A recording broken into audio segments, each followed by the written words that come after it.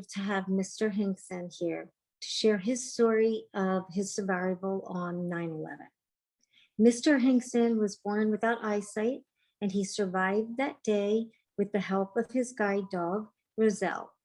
He will be talking about his incredible story on that day when he was on the 78th floor of the North Tower and the World Trade Center in New York City.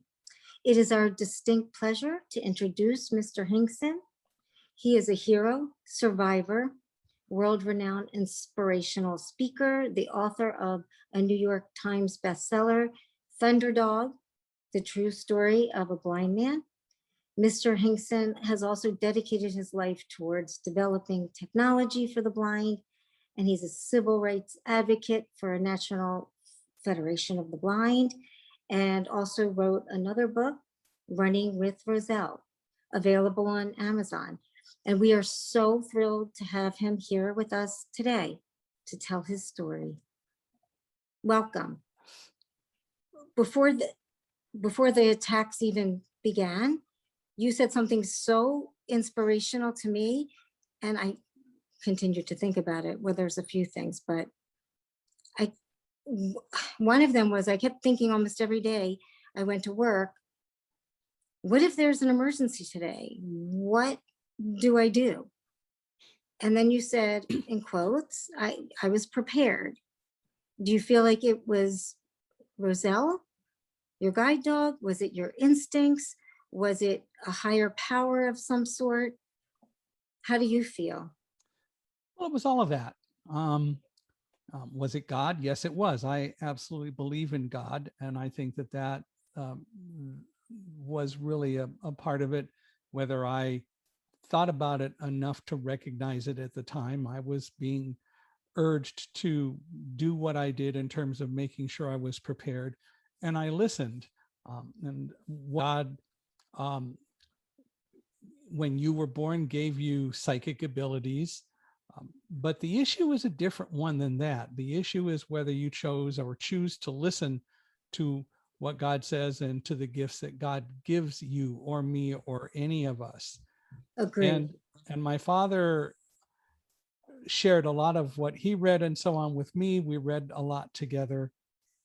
The issue again is whether we listen. And my favorite story about that is that I have since 1990,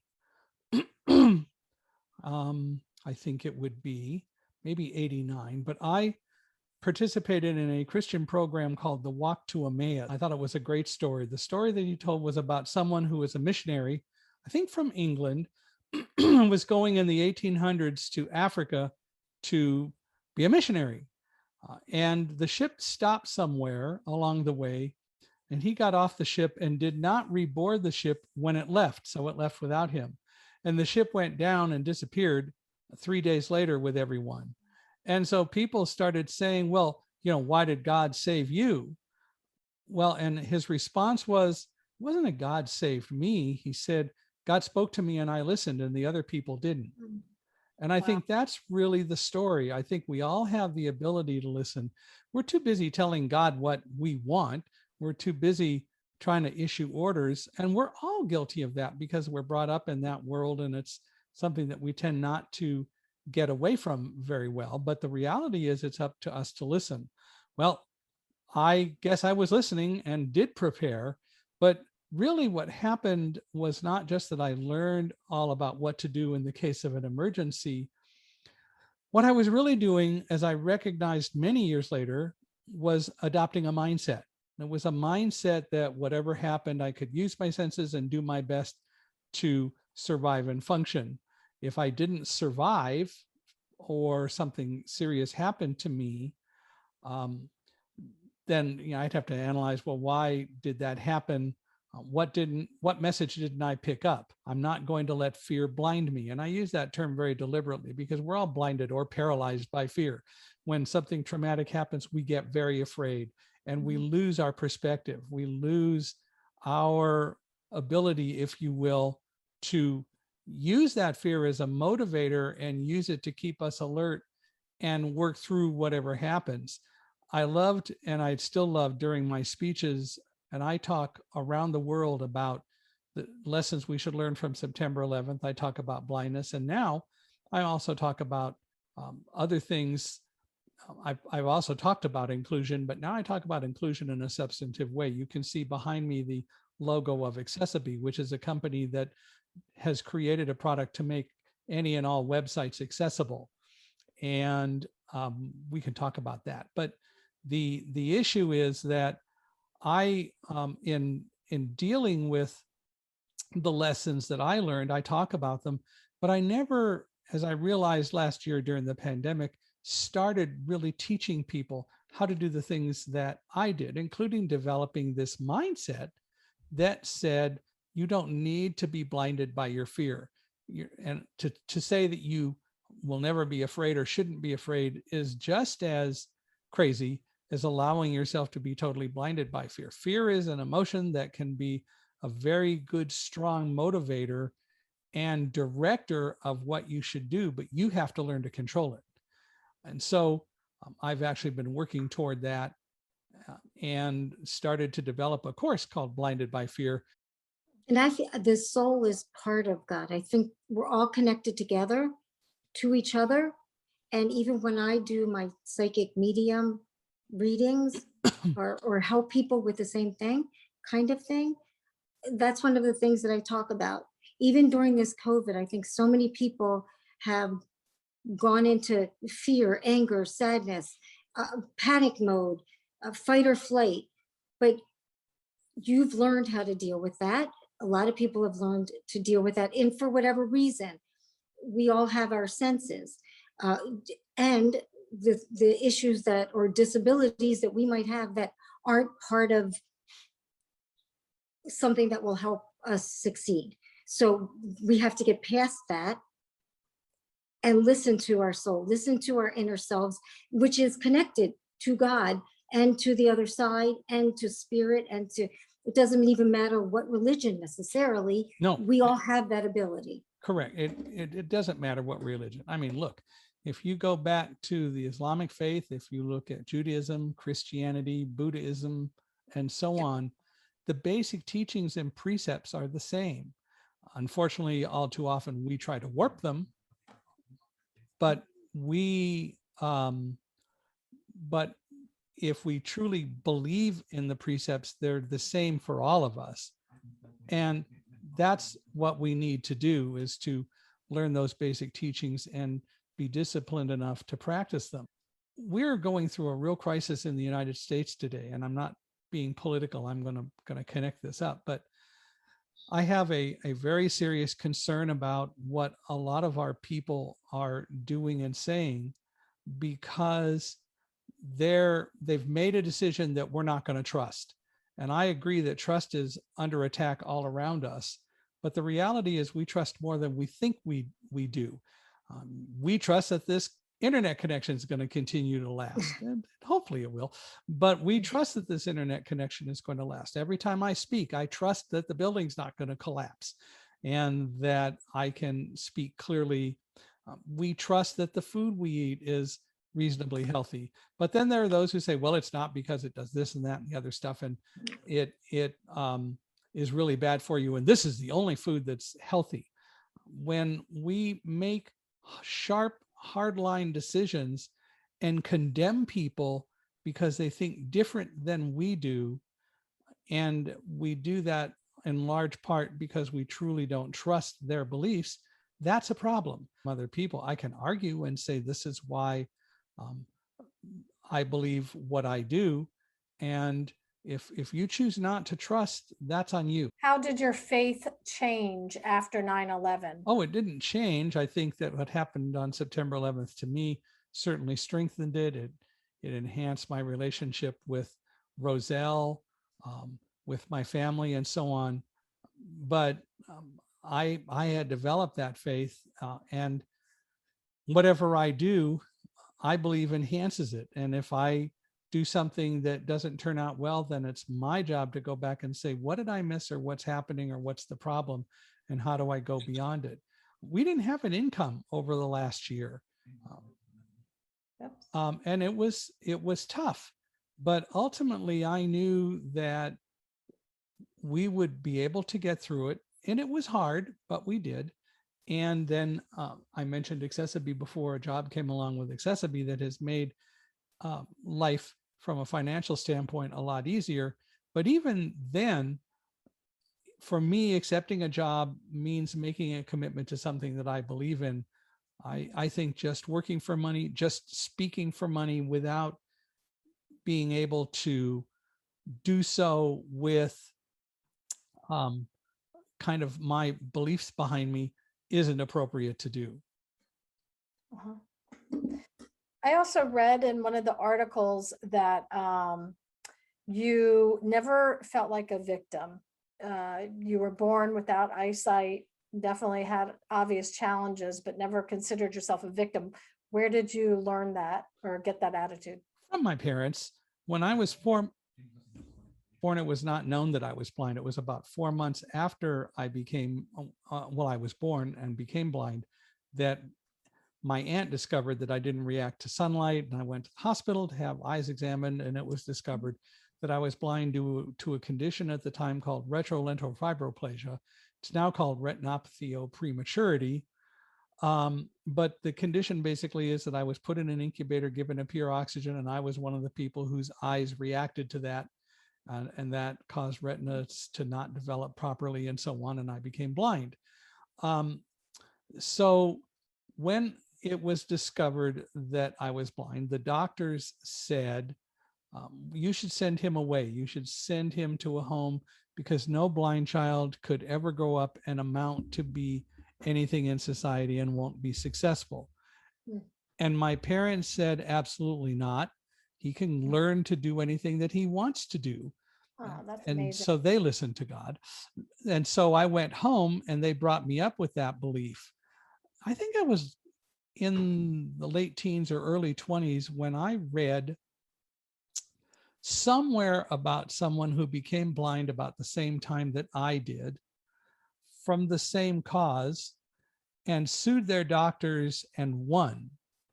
Now, the issue is that at the time I became blind in 1950, the concept of retrolental fibroplasia had been discovered by an ophthalmologist named Arnold Patz at the Wilmer Eye Institute.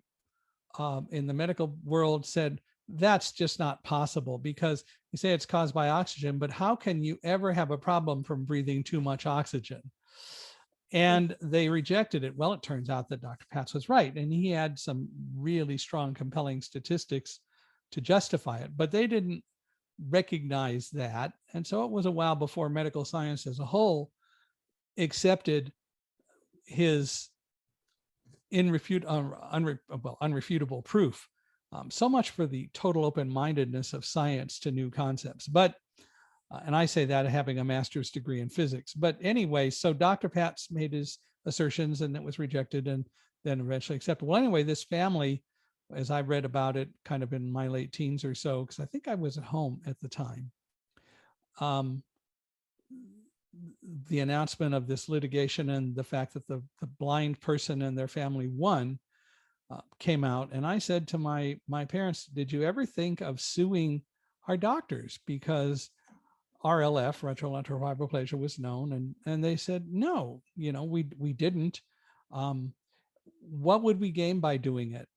And I absolutely believe that. What would we have gained? Would we have won? Yeah, it might have affected the lives of the doctors who made a legitimate mistake, who may not have even known about the condition. But what good does it do to sue over every little thing? I think there are things to litigate, but doing it 15, 20 years later, I was successful. I was in high school. I had been accepted at the University of California at Irvine in the physics department. I was moving forward. So what would a lawsuit accomplish? And I think that that's kind of also part of what helped me recognize that we need to live on a higher moral ground than oftentimes we do. We're in such a litigious society.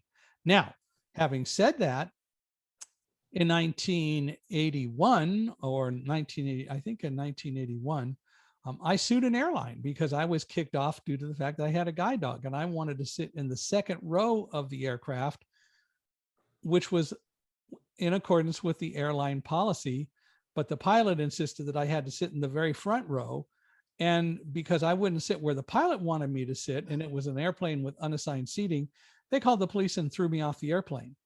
And we sued. Unbelievable. There was no Air Carrier Access Act. There was no Americans with Disabilities Act or anything back in 1981. The problem was that sitting where I wanted to sit was much safer for the dog because it was in a non-front row bulkhead seat, and the dog would go under the seat in front of me, thereby being protected. If I'm sitting in the front row, there's nothing keeping the dog restrained. And if there are turbulence or anything like that, the dog could bounce around and injure the dog or maybe fly into someone because there's nothing holding the dog back. The pilot would have none of it. We ended up settling the suit, but that was a situation where they were making up rules as they went along that even violated their own airline policy. That's one thing. But for something like, well, they caused you to go blind, could you really prove negligence? I don't think so. And Mr. so Hingson, I think know, there we are times to there are times to take actions. There are times to say you're responsible, and there are times to say, what is it really worth? it's, we're talking about the mistake that the doctors made that led to your life of blindness. If it was a mistake. However, that's what I was going to say. Do you want to elaborate? Because of your disability, you were able to help many people on 9/11. Well, and what is a disability? You guys are much more disabled than I. You don't do well if there aren't lights on. You don't do well if you can't look out a window. There are so many things that you have access to that I don't necessarily have access to, because we as a sighted world have created things for you, but not been inclusive. So where's the real disability? And that's all part of what we need to recognize in our society. In our society today, in reality, we should be a lot more inclusive than we are, and it's easy to do, but people don't. Did that help you on 9/11, do you think? Your other senses, Well, being a leader. that's like saying, would your eyesight help you on September 11th? You use the senses that you have. What helped me more than anything else was the instincts and the spirituality and the knowledge that I had about dealing with information. And yes, working with Roselle, but look, going downstairs doesn't really require a lot of magical use of a guide dog. You got to go downstairs and go down more stairs. And in fact, a lot of the times it was so crowded that Roselle had to walk behind me at heel and wasn't guiding at all. Going downstairs is not magical and is not incredible at all. And so the issue is you do what you need to do, and we all use the senses that we have. But it was still inspirational, I'm sure. And you helping other people be inspirational, Sure. just I mean, even Roselle. there were a lot of times that I've heard about since. There's a woman I met in Kansas City who said that they came into the stairwell on the 55th floor just as I was passing by, and they heard me encouraging Roselle and saying, what a good girl, what a good dog, let's keep going, Roselle, and walking down the stairs and constantly talking to her, which I did. And by doing so, told her, I'm okay, and you can be okay. And I was doing that for several reasons. One was to keep her focused, but two, if suddenly she reacted in a way that I didn't expect, then the bottom line is that I would, in fact, then know maybe there's something going on that I'm not aware of, and I'm not sensing that she sensed first. And the result of that would be that we needed to assess and look for more information. Now, that never happened, but I wanted to make sure that Roselle was, in fact, as on top of things from her standpoint as she could be, and that she would stay focused. And as the team leader, it's my job to make sure that she stays focused. And make no mistake about it, what we do is a team effort. The dog's job is to make sure we walk safely. It's not to know where to go and how to get there. That's not what she knows how to do. Even telepathically, even if I don't use my other senses. I was so used to being a twin and using our telepathic ability that I forgot that you actually have to use a voice. So there were times that I, as a psychic, as a medium, that I would not necessarily use the same types. And there's also the third eye, which is seeing without actually seeing. And there's a lot of things that have happened in my life, and I'm sure yours, that are something so within that you feel that intuition, that gut feeling. And there was something really important that I remember reading that you said, and I don't want to forget this because it was one of those things that you said you heard the voice. Don't, when once you were out, I know that you had to go through this horrific experience of going down all of these flights of stairs. You knew what you had to do. You heard this voice. And once you came out, and this was the exact, I think another quote that I heard, and tell me if I'm wrong, if I didn't say it accurately, but don't worry about what you can't control. Focus on running with Roselle, and the rest is just going to take care of itself. Right. And that's when you help the people, find shelter in the subway station to keep safe once you were already out. Well, but the most important part about that was focus, right? And that was what God told me to do as we were running away from Tower 2 while it was collapsing. And we did. You talked about the third eye, and you talked about seeing. Keep in mind that seeing isn't at all necessarily with your physical eyes. To see, one of the definitions in the dictionary is to perceive. And no one has the right to tell me how to see. No one has the right to tell you how to see. And yet, senses that you and I use are looked down upon by so many. And so that's, again, their choice. But the reality is, I'm going to live my life with all the skills that I have and try to use all the tools that God has given me and the gifts that God has given me to use in order to live my life effectively and well. My aunt was a psychic. She's passed now. My wife's family originated in Cornwall, England, and there are lots of people with psychic and such abilities there. And so they came from there. And none of that and the experiences that they have told me about has ever been a surprise to me. And neither should it be. Even if I were to choose not to believe any of that, which is not true because I do, it still isn't my right to judge. So you don't think that we're nuts? I'm sorry? So you don't think we're nuts? No. Don't answer that. I think you are, in reality, I think you're quite loved by God. I think you have gifts. We have gifts.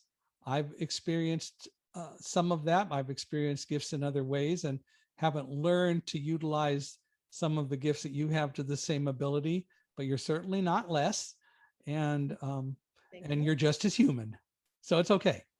It's taken a lot of time to actually come out and tell people some of my gifts, and then to use it to help other people with their grieving and with their situations that I think, it just brought me there. I don't even know if I had a choice. Well, It pushed me to this.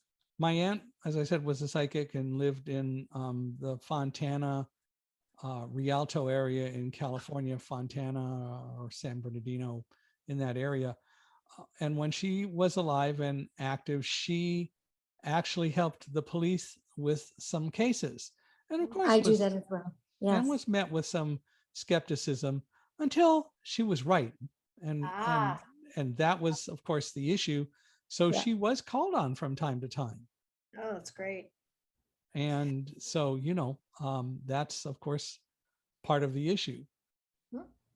Mr. Hingson, can you tell our listeners about your book or books? So the year after September 11th, the second, it was in December of 2002, I was at the Canine Eukanuba Grand National Dog Championship. Actually, it was the AKC, American Kennel Club Eukanuba Grand National Championship in Orlando. Roselle was going to be honored. It's all about the dog, right? Roselle was going to be honored And I met there a gentleman named George Berger, who was the publisher of the American Kennel Club Gazette. And he said, you ought to write a book. And I hadn't thought about it, but he said, I think it would be a good using her as an agent. But in 2010, I met a woman named Susie Flory. She called me on a Sunday afternoon and said that she was writing a book called Dog Tales. It was 17 stories about dogs. And she wanted to tell Roselle's and my story. So I told her the story, and then there was this pause, and she said, you should write a book. So I told her what I just told you about what we did with George. And she said, I have an agent who's really good, one of the top agents in the country, I believe. And I think that we could submit a proposal to him that would be worth your time. It'd be your book. I want to do Dog Tales still, but I think you should write a book. So we talked about it. She went to her agent, and she introduced me, and we got on the phone and chatted, and Chip said, well, but I don't want another 9/11 book. And I said, good, I don't either. It's not a book about September 11th. That's the background for a lot of it, but it's not a September 11th book. We wrote a proposal.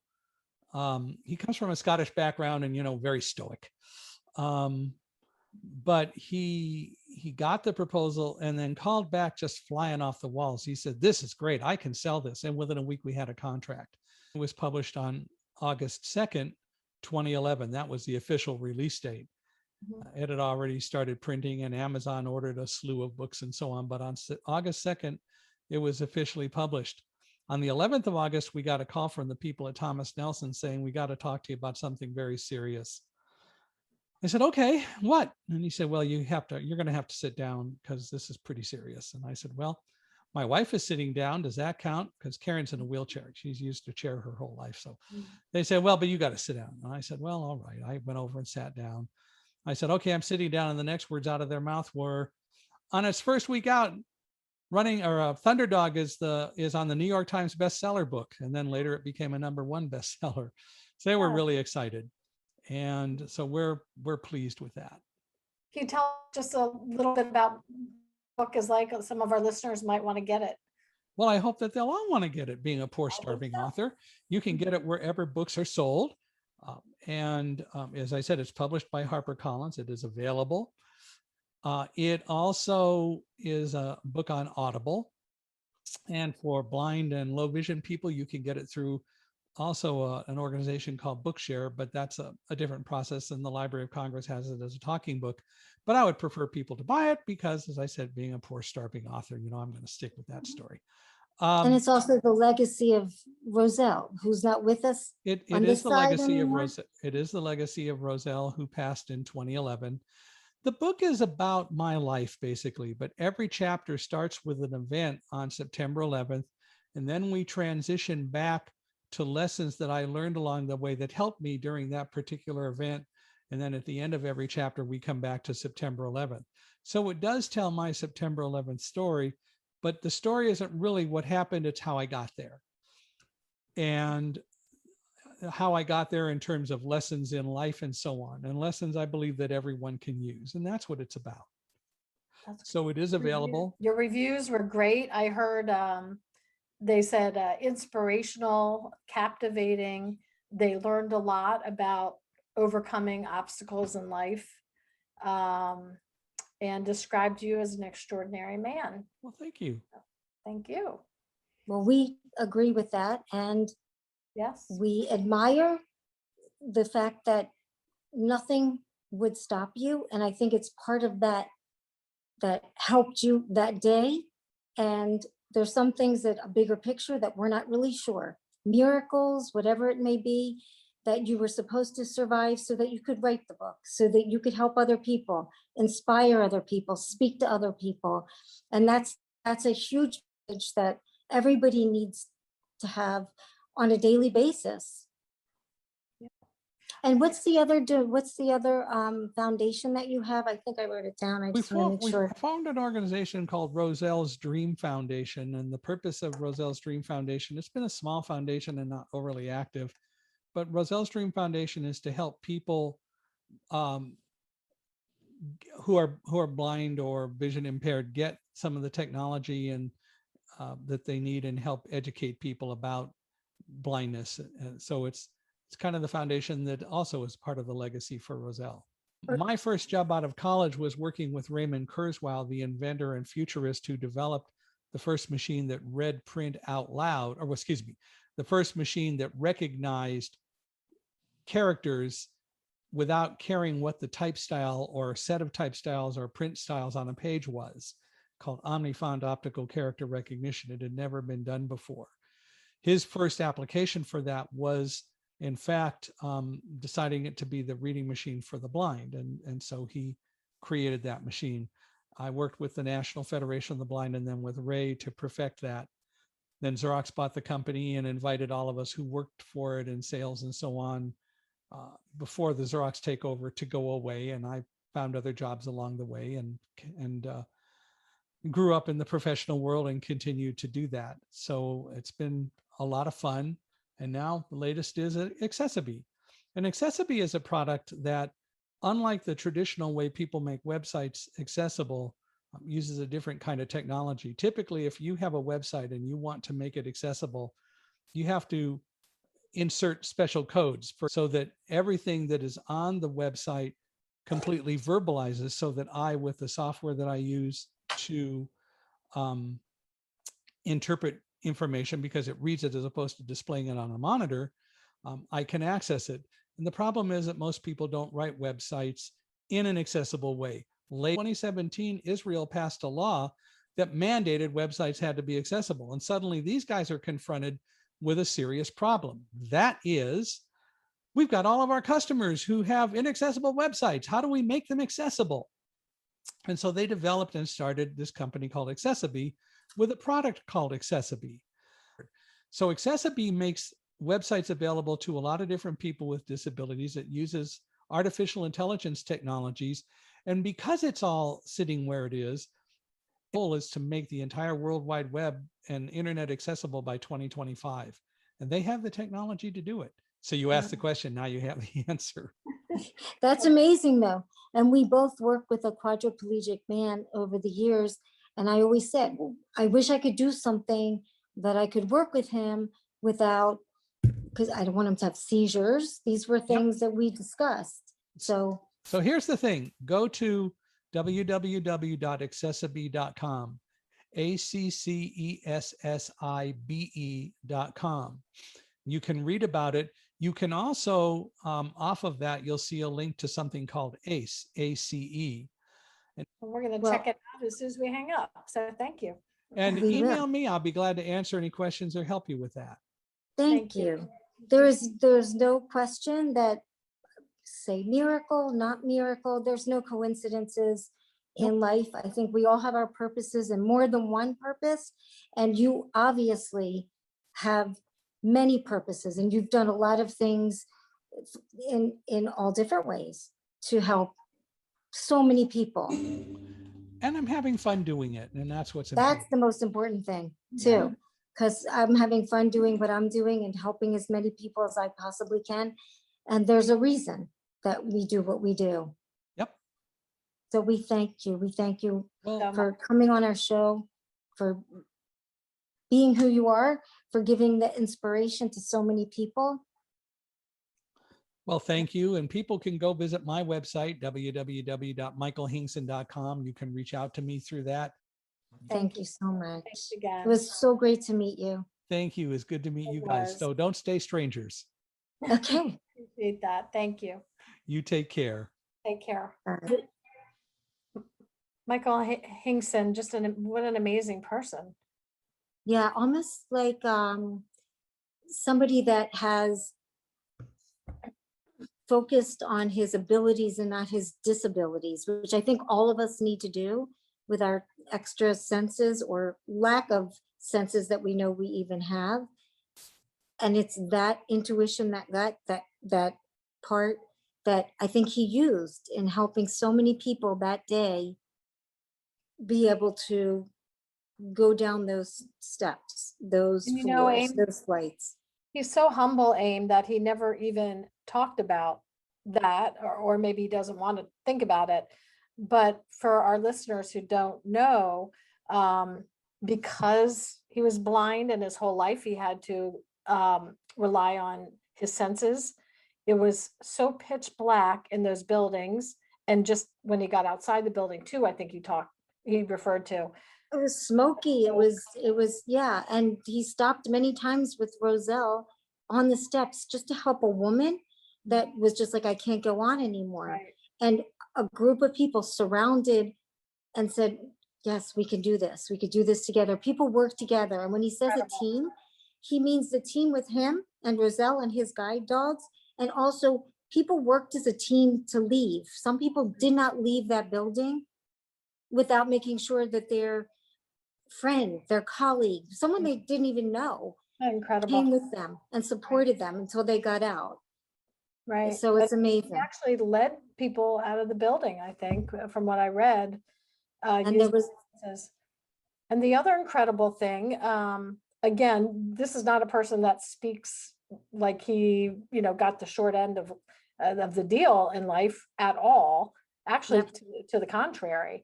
But I love the way he used his life and his journey and his disability.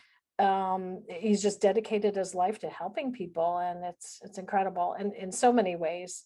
We don't have enough time to talk about his accomplishments and foundation. So we have, for the end of our show, we have a caller from a lady named Jamie, who is a friend of yours, and she lost someone 9/11. yes, And Andrew. she has an incredible story to tell about Amy and what happened when she went to the memorial in New York City. Anyway, we'll introduce Jamie. Oh, our phone is ringing, Aim. Hold on. Okay. Hello, Amy to the second power. Is this Jamie? Hi, it's Jamie. Hi, Jamie. Hi, Amy. Hi, Amy. You have both of these. Thank you for calling today. Oh, my pleasure. Thank you for helping us all the time. Aw, that's Aw. nice. Thank you. So I adore you. we can you tell everybody how you know Amy or how you met her? Yes, wait, hang on for me 1 second. Okay, so I met Amy through her sister-in-law, the wonderful rabbi in my life. And I can't even begin to tell you why I shared with her sister-in-law, Ellen, how my daughter at the time, who was, I want to say 15, she's 19 now. That would be amazing, Amy, if we know each other 4 years already. It is. It is. Yes. They grow up I believe I had fast. mentioned to her as our spiritual religious advisor that my middle daughter was really struggling. And she was struggling in such a way because she had been almost from birth. She was sort of born in the shadow of 9/11. She was named for my husband's first cousin, Andy. We lived in Manhattan. I was pregnant. She was born there the February after 9/11. But she has always been born with knowledge that we could never understand how she knew. She was able to speak to and for my mother, who had passed away when she was about 18 months old. She was sort of able to speak to and for Andy, who she had been named after but never met. The other things, she went out with my husband's aunt and uncle, whose son Andy she was named for, who had died in the World Trade Center. I'm so And sorry. they were at like a yogurt shop, a local place in New York, and she turned to my husband's uncle and she said, "Remember when you guys got me that ice cream and it just fell right off the cone?" So now again, this is she's little. Let's say she's 3 or 4 years old, and Yes.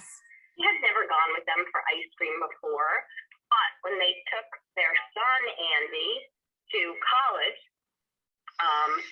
the first thing they did was they went to this like old-fashioned ice cream parlor where they actually did take old, like round scoops of ice cream and stack them one on top. And Andy was a big guy. He must have gotten like 3 or 4, and they all toppled off his first day of college. which was also interesting because I hadn't been to New York for ages, but I met my sister-in-law and brother-in-law, and we went to all the different places and we're like being tourists. And one of the places we went was 9/11. And you had told me one of the things was that Andy was named after Andrew, who was unfortunately and sadly lost in 9/11. So I thought of this the entire time I went through the memorial. I mean, literally, I felt him with me. I felt him over me. And my husband turned around and said, Amy, I'm surprised that you're not like freaking out right now. You're not crying. You're not telling me about all the people that are with you. I said, no, Andrew's with me. So I feel safe. I feel like he's watching over me and he's here. So I went through this entire thing, which is very intense and wonderful. And if anybody gets the chance to ever go and experience it, I suggest that highly. We went outside and I really didn't know that they had two separate places where, I mean, I knew that they had the North Tower and the South Tower, but I didn't really know that they had two separate memorials. So outside, I'm standing there and I'm like, I'm never going to find him. Nothing's in alphabetical order. I just feel like I have to find him before I speak to these people that I never met. I just feel like I have to. And I have to help this young girl that I have so many feelings that are the same or were the same, but over the years I've overcome. As I walked out, I like literally heard him say, no, you're at the wrong tower. And I turned around to my sister-in-law and I'm like, is there another tower that they have a waterfall or something? And she goes, yes. I said, seriously? I said, well, and I literally was pushed. I felt myself being pushed right to the spot. And there was a sunshine that was just right on it. And I feel like I just walked right over to this plaque that said Andrew, and it showed his legacy right there. And I brought my family over and I said, that's him, that's him. And then we looked up and there was this huge rainbow and almost like a cloud shaped, no, not almost, I should say definitely, shaped like an angel in front of us. And I said, okay, this all totally means something. That's out of what, over 2,000 plaques. What are the odds of that? That's unbelievable. It was beautiful to me. So I got to meet you after that. And when we did, and I got to hopefully help. You have to see the pictures of this, the rainbow and the angel cloud, right? And the way that they are reflecting right onto Andrew's name. Wow. You have a picture of that? Yes. Amy, you do, don't you? Oh, maybe I'm going to send it to you. We'll put it on. Okay. We'll put it on so everybody sees, because I want to give that memorial to Andrew because he deserves it, obviously, and so do all the other 9/11 victims that were there that day. But he was so present, and it was almost like he was coming to me because he knew I was coming to you. You're a young girl, certainly growing up in this world that we're growing in right now. There is so much already that makes you feel different from everybody else.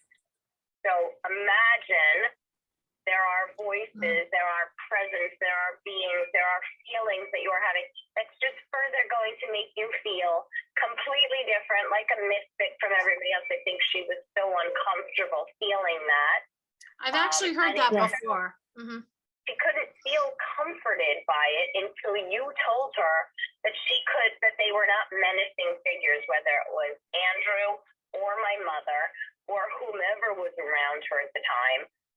That she was really in control. You gave her that back where she was feeling so completely out of control with it, that as if she was almost being haunted rather than comforted, which was you had explained to her that was the complete opposite. You know, she wasn't being possessed. There was nothing nefarious involved. These are people who loved her and they were her guides, and she could ask them for things, including to be left alone. Yes. So I think that's probably some of Andy's hesitancy now, even in coming in and talking with us today, you know, because we had discussed that as well. I think she had felt so grateful that she was able to sort of, quiet them. Whereas I would be desperate as you get older. You're desperate to hear from those people or to Right. know that they're around you, to have something like that. But for a 15-year-old who's already feeling so, out of sorts and out of place, and It's a vulnerable, for a teenager, vulnerable. to have spirits around you all the time is so upsetting. Okay. So Jamie, you've already given an incredible example of some reading you had with Amy. Are there any other things that Amy said to you that really stand out, that really kind of blew your mind? Okay, well, this absolutely blew everybody's mind, and I don't know. I feel like we still have never been able to explain it. Okay.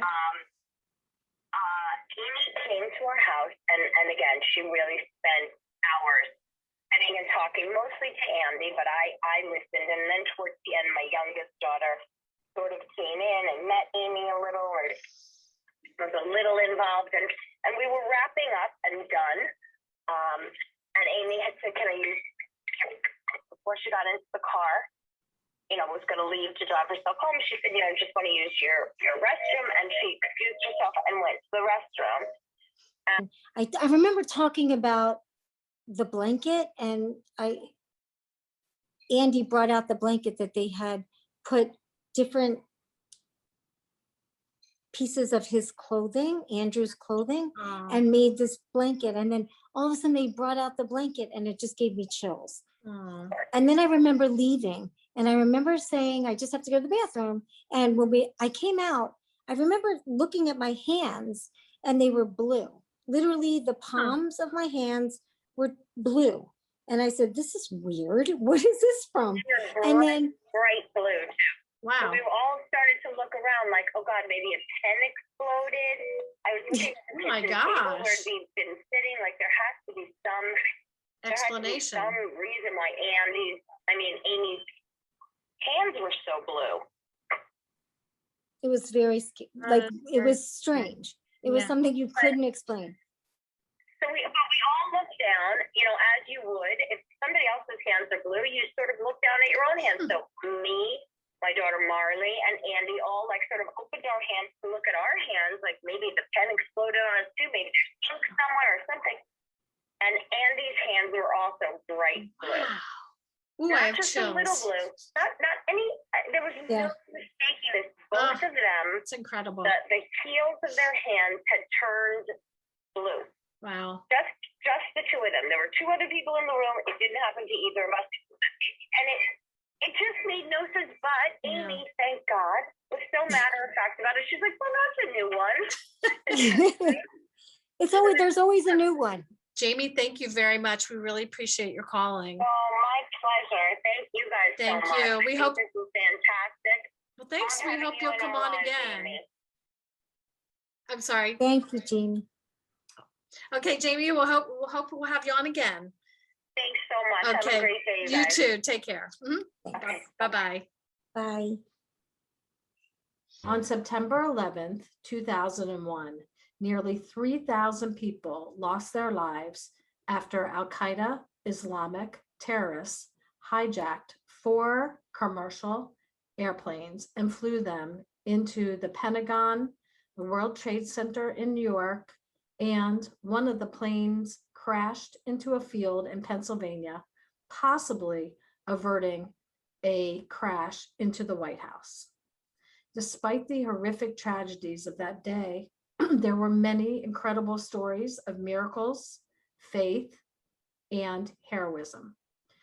There were people who went above and beyond to save the lives of others, including, but not limited to, firefighters, policemen, and just ordinary people. Their heroism prevented this tragedy from being even worse.